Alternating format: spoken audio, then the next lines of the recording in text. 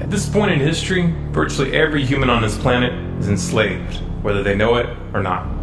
This is not the crude and primitive slavery of ancient times. It does not rely on whips and shackles to keep the oppressed in their place.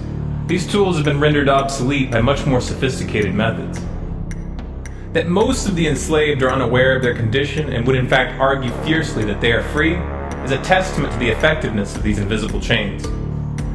You've heard the expression, money makes the world go round. There's truth in that. Money is the prime motive for human labor in modern civilization. If you want food, shelter, and clothing, you must have money. And unless you're part of that tiny minority that has more money than they could ever spend in their lifetime, then you must work, beg, or steal for that money. That's why you get up in the morning and go to work, even if you hate your job. And that's why the specter of unemployment is more terrifying for most people than the prospect of spending 50 years of their life performing menial tasks within the confines of a fluorescent-lit cubicle. Of course, in Western countries, some are fortunate enough to have pulled away from the brink and do not live in fear that their basic needs will be met, at least for now. And yet they keep spinning the hamster wheel. Why is that? Could it be because money and the bling that it buys have become symbols of status and prestige? Money offers an illusory form of social validation, but even those who are not caught up in distinguishing themselves by how much they accumulate still must acknowledge the social stigma that comes with poverty.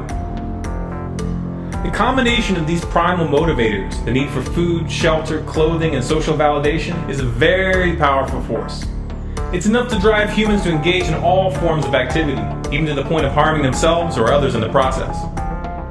The accumulation of money is therefore an accumulation of social and psychological power, and those who control the creation of money control this power at its source. So who controls the creation of money? Well, in the case of the US dollar, it's not the government. This shouldn't be an earth-shattering revelation. The fact that the Federal Reserve is a private institution owned by a cartel of the world's most powerful banks is quickly becoming common knowledge. Even the mainstream media doesn't deny it at this point. However, the full extent of what this means is only clear when you understand how the banking system really works. And unfortunately, this isn't something we're taught in school. Once you have it explained to you in simple terms, you'll understand why. Every dollar in circulation is loaned into existence by a bank. The process begins with the Federal Reserve when they loan out money to the US government and to other entities. You've probably heard this talked about before, especially in regards to the interest rate on those loans, which the Federal Reserve raises and lowers depending on economic conditions. But what's never talked about in the mainstream is the fact that the Fed isn't actually loaning out money that they have. They are merely typing those dollars into existence on a computer. You may be inclined to believe that this money is based on some physical backing like gold, but you would be mistaken. The Federal Reserve hasn't owned any gold since the 1930s. The Federal Reserve does not own any gold at all. We have not owned gold since 1934. So we have not engaged in any gold swaps. When the Federal Reserve loans money to the US government gives the Federal Reserve government bonds in exchange. These bonds are simply written promises to pay back the money that was loaned to them with interest through taxation. So to be clear here, the government is taking out a loan from a bank that is creating that money out of thin air, and they're expecting you, the taxpayer, to cover that loan. The absurdity of this arrangement is even more obvious when you realize that up until 1913, the US government created its own money and had no need for a bank to play the part of a middleman. That new money loaned out by the Federal Reserve enters circulation through the banks, accumulates in the banks, and in the end the banks end up holding all the cards. Not necessarily for the reasons you may imagine. Contrary to popular belief, the majority of money in circulation isn't actually created by the Federal Reserve, but rather by the ordinary banks that businesses and individuals use for their checking, savings, and mortgages. How is this possible? Well, like the Federal Reserve, ordinary banks are allowed to loan out money that they don't have. There are, of course, restrictions. Banks are only allowed to loan out 10 times the amount of money that they actually have. So if Wells Fargo has $1,000, they can loan you $10,000, and they expect you to pay back that $10,000 plus interest. This is called fractional reserve banking. 75% of all money in circulation is created in this manner. Now, as bad as this may seem, this is really only the tip of the iceberg. Most banks structure payment plans so that for many years, you're paying almost nothing but interest, and only start paying down the principal gradually. The result of this strategy is that in most cases, you pay far more in interest when you purchase a house than the house itself is worth. So here's the real question. If all money is created through loans, where does the money come from to pay for the interest? Let's say we reset the system to zero, loan $1,000 into existence, and charge 7% interest. We now have a total of $1,000 in the system, but we owe $1,000 plus interest, and that's more. The interest ensures that there's always more debt than money in circulation, because the money to pay the interest doesn't exist. Never has, never will. This would be obvious if there was only one loan being issued to one person in this manner, but when performed on a global scale, the reality is hidden and is transformed into a game of musical chairs where the person ending up without a seat faces bankruptcy and financial ruin.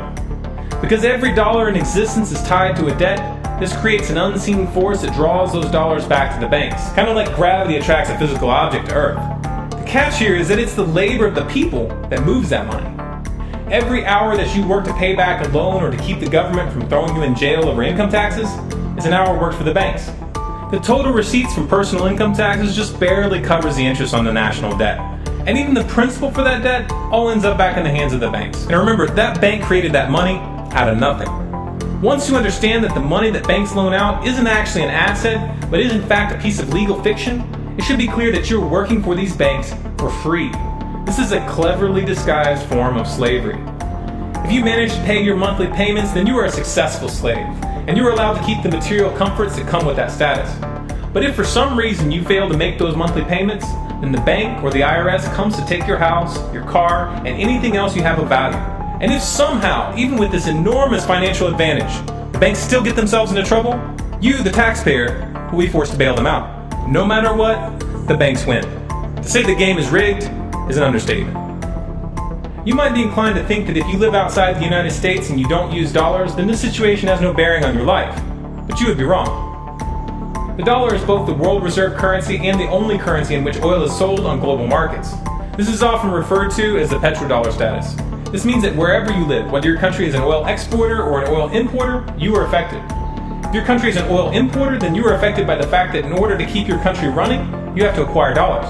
To acquire those dollars, you have to send goods and services to the United States or to someone else who did.